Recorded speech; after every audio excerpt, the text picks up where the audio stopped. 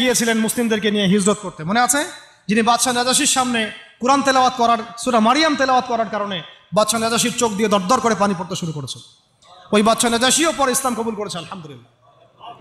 জাফর রাদিয়াল্লাহু আনহু পতাকা বহন করবে যদি যায়েদ ইবনে হারেসা শহীদ হয়, এরপরে যদি জাফরও শহীদ হয় পতাকা বহন করবে আমার আরেক প্রিয় ভাজন সাহাবী আব্দুল্লাহ বিন রাওয়াহা রাদিয়াল্লাহু আনহু।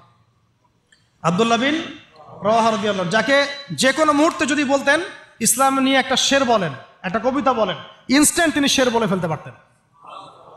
এত সুন্দর, এত উন্নত কাব্য প্রতিভা ছিল তার মধ্যে।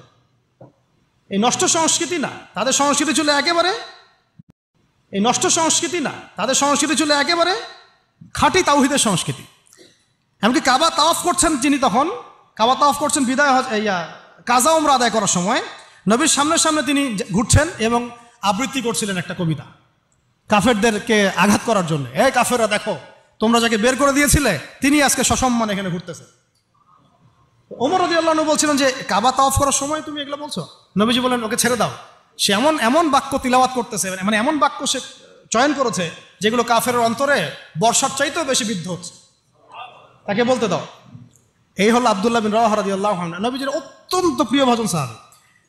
আব্দুল্লাহ বিন রাওয়াহা যদি শহীদ হয় তাহলে তোমরা তোমাদের মধ্য থেকে একজনকে আমির নিযুক্ত করে নিও।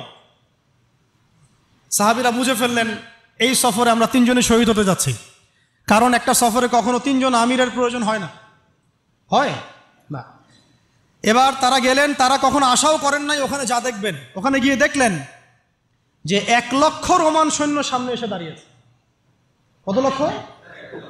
এবং একেবারে ফুল প্রশিক্ষিত, একদম ফুল আর্মড ফোর্সড। আর এর সাথে তাদের সাহায্যকারী দলেও আছে আরো 1 লক্ষ সৈন্য। মোট কয় লক্ষ? এদিকে কতজন? যুদ্ধ হওয়া সম্ভব? আসলে কি সম্ভব? সম্ভব না। যুদ্ধ কিন্তু সম্ভব না। আমরা তো আগে সংখ্যা গরিষ্ঠ হওয়ার কথা চিন্তা করি। কোন যুদ্ধে ইসলাম সংখ্যা গরিষ্ঠতা দিয়ে জিতে নাই। ইসলাম জিতেছে ঈমানের বদৌলতে, শুধু ঈমানের বদৌলতে। আমরা সংখ্যা দিয়ে কখনো বিজয় লাভ করতে পারি নাই।